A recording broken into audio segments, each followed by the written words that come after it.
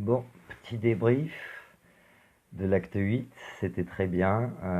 Sportif, si vous venez pas casser, quoi, venez en forme parce que ça faut courir, faut résister par moment, mais ça reste un bon moment. Je veux dire, c'est un moment où des tas de gens sont unis et par la justice en fait.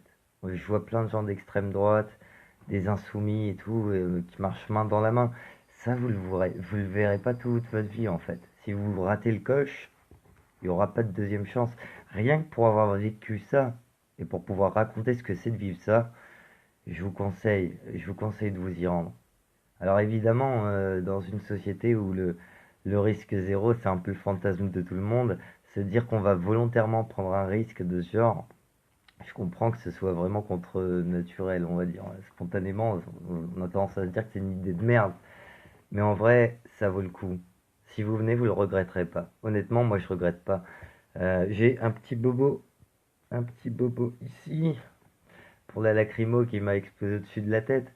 Je suis pas un violent, j'ai pas l'habitude qu'on me fasse mal, j'ai pas l'habitude qu'on m'agresse. Je pourrais être traumatisé pour ce genre de choses, mais croyez-moi, avec la force qu'il y a dans ces moments-là, on se rend compte que c'est bien peu de choses en fait.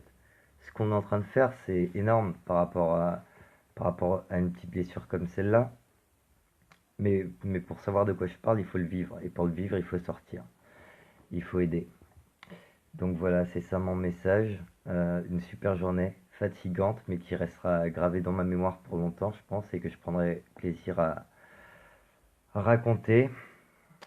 Au niveau purement de ce qu'on a fait, bah moi je suis allé au Sénat avec quelques gilets jaunes, c'est pas mal. Dans une manif d'arriver devant le Sénat, les gars. Pas tout le monde qui arrive à le faire. Après, les autres, ils étaient partis par la Bastille. C'est en splittant le groupe que ça nous a sûrement permis d'aller si loin. Sinon, ils nous auraient stoppé si on était tous en groupe à ce moment-là. Mais bon, c'est une petite réussite sympa. J'ai croisé des gens géniaux. J'ai plein de numéros à appeler, plein de gens à contacter par mail. Parce que c'est vrai qu'il y a des choses qui se nouent dans ces moments-là. Et c'est justement le but aussi. De rencontrer des gens qui habitent pas loin, qui ont envie de faire des choses, mais qui se parlent pas. Alors, forcément, il se passe rien. Ces gens-là, quand on les rencontre, après on peut s'organiser et ça fait effet boule de neige. Je veux dire, il y a tellement de positifs dans une journée comme ça, c'est complètement dingue, quoi.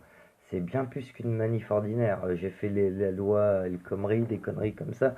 Mais croyez-moi, ça c'est au-delà de tout ce que vous avez fait. C'est vraiment, vous avez de toutes les couleurs politiques qui disent allez vous faire foutre, on mourra pas de faim pour vous, quoi. Et c'est beau, c'est beau, c'est beau. Demain, alors soit avec ma compagne, ça fait un moment qu'on doit faire la vidéo sur le RIC, tout ça. On va peut-être le faire demain. Et puis si on le fait pas demain, parce qu'on se sent pas, parce qu'on n'a pas envie ou je sais quoi, bah, j'irai au rond-point, classiquement, de 18 à 20 heures.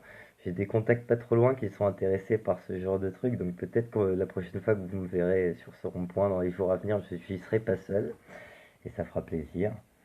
Et voilà, une super journée. Bon débrief d'un bon acte 8, vivement l'acte 9. Bonne soirée.